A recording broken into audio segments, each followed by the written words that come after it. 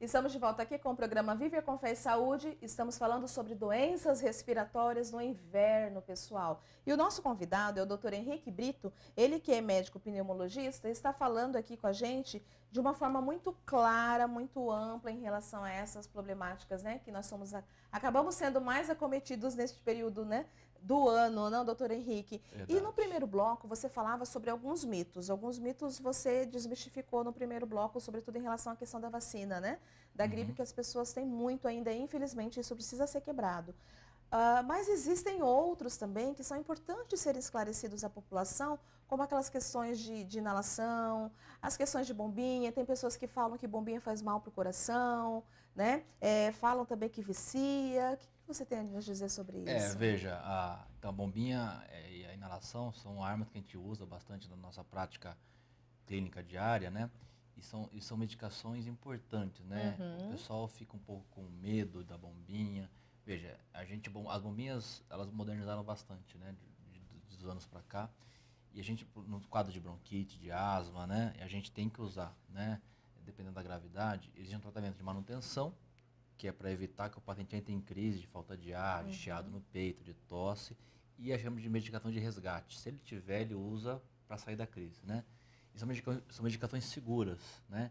Que não viciam, que não fazem mal para o coração e que devem ser utilizadas. Então, assim como a pessoa toma um remédio para pressão alta, toma um remédio para diabetes, ela também deve tomar um remédio para asma, para bronquite dela, né? Então, existe um pouco esse mito, não vou usar bombinha porque vai fazer isso. Não, bombinha é segura, desde que usada adequadamente e corretamente, tem uma maneira certa de usar que o seu médico ensina como é que usa, né?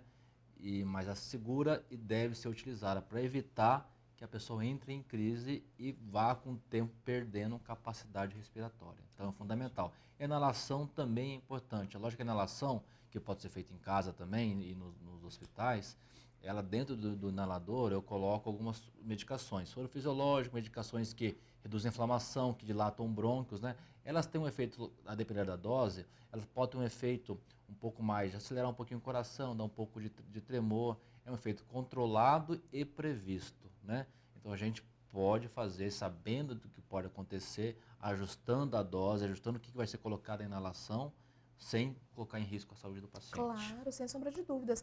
Assim, com o acompanhamento médico, com a orientação, não, doutor Henrique, não há porquê a pessoa temer e não fazer, até porque é uma orientação médica, é um aliado, vamos dizer assim. É um aliado, a gente realmente, paciente que trata direitinho, e tem um paciente que sempre toda semana vai em pronto-socorro, e tem crises durante o dia, durante a noite, e falta escola, falta o trabalho, depois que começa a tratar, né, eles param de ter essas crises, tem uma qualidade de vida muito melhor com o tratamento. Então é fundamental que se siga a recomendação médica. Claro. No primeiro bloco nós falávamos em relação a esses cuidados, né, necessários no inverno, com cobertores, com casacos, enfim. Mas nós falamos sobre ar-condicionado, né? Da limpeza do ar-condicionado, tanto das residências quanto dos automóveis, né? A questão de cigarro, né? A questão de queimadas que acontecem também, né? Em relação às queimadas, né? A gente está numa época de tempo seco, então o vento um pouquinho mais intenso, então favorece até proliferar a queimada, né? Tempo seco e ar seco também. Então, e além da festa junina, que a gente tem fogueira, né? Fogo, a fumaça, ainda que tenha todo um significado, a gente tem que ter um pouco de cuidado, porque a fumaça ela pode provocar uma irritação nas mucosas, uma irritação dos brônquios. Então, quem tem predisposição a doenças respiratórias ou quadros alérgicos deve evitar essa exposição. Então, tem que ter cuidado. Em relação ao cigarro, a gente vê cada vez mais o cerco se fechando no tabagista, né? Isso não porque a gente quer marginalizar quem fuma, é porque eu quero proteger quem não fuma, Exato. né? Então, porque quando a pessoa fuma num ambiente fechado, até um ambiente aberto mais próximo, né? Se eu estou fumando aqui, o tabagista ele vai estar fumando a fumaça que vai estar passando pelo filtro, chama fumaça de primeira passagem, né?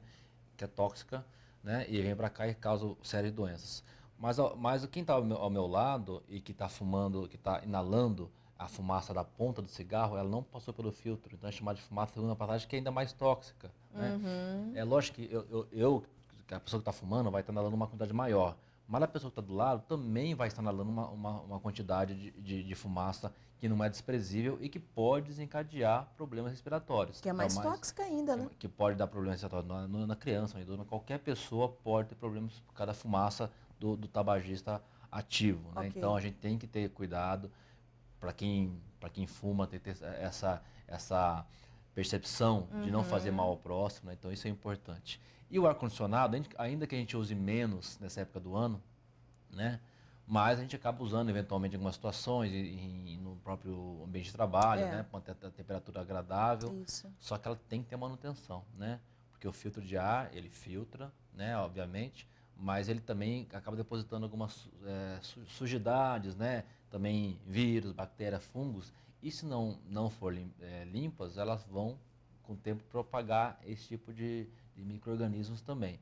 Então eu tenho que ver com o fabricante qual que é o tempo que eu tenho que fazer essa limpeza do filtro de ar, né? E que pode ser feito por você mesmo em casa ou mesmo com técnico, né? Mas em geral você tem que fazer uma limpeza a cada 3 meses a 1 ano, dependendo da marca do seu aparelho e também do uso do aparelho, né?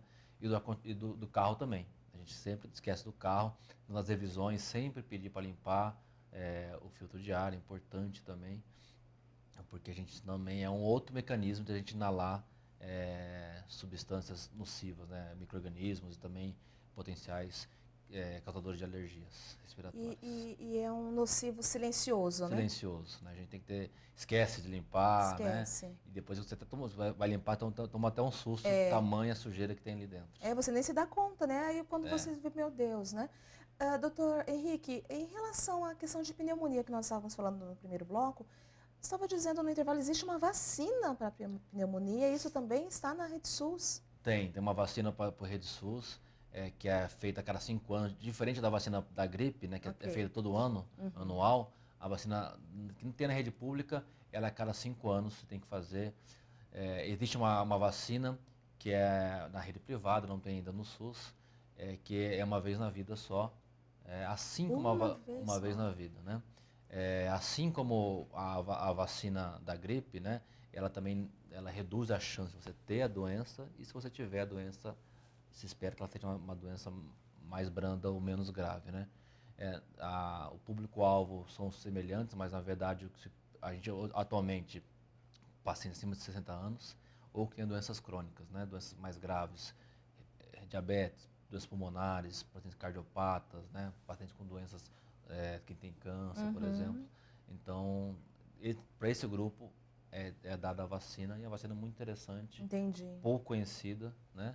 Mas que todo mundo que entra nessa faixa, né, desse grupo de risco deve utilizar. Entendi. Crianças não? Crianças, em princípio, não está indicado ainda, né? Ok. Mas talvez isso mude no futuro. Entendi. Mas também com orientação médica, Orientação né? médica, então Não é simplesmente chegar lá e dizer eu quero me vacinar contra a pneumonia. Existe uma orientação médica para ser feito isso. Né? Para este grupo de risco, né? Como exatamente, você colocou, né? Exatamente. Olha que bacana. Deixa uma mensagem para quem está nos assistindo. Bom, a mensagem é assim, o frio é bom, quem gosta de frio, nosso friozinho, a gente vive mais tempo no calor aqui no nosso estado, né, nossa cidade, mas a gente o frio é bem-vindo, né, faz parte da nossa vida, mas a gente tem que se prevenir em relação ao frio. E a gente se previne como? Primeiro, a gente se protegendo, né, então, bebendo bastante água, cuidando da alimentação, cuidando da nossa atividade física, né, protegendo o ambiente, né, umidificando o ambiente.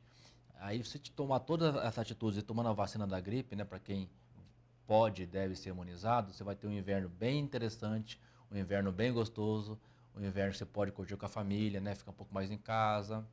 Então, um inverno que vai ser bem agradável para todo mundo. Ok, querido. Muito obrigada por sua presença aqui. É um prazer.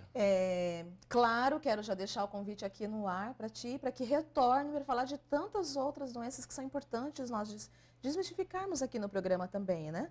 Você é muito bem-vindo novamente. Será um prazer. Obrigado pelo convite. Vamos para o intervalo, voltamos já já com o programa Viver com Fé e Saúde.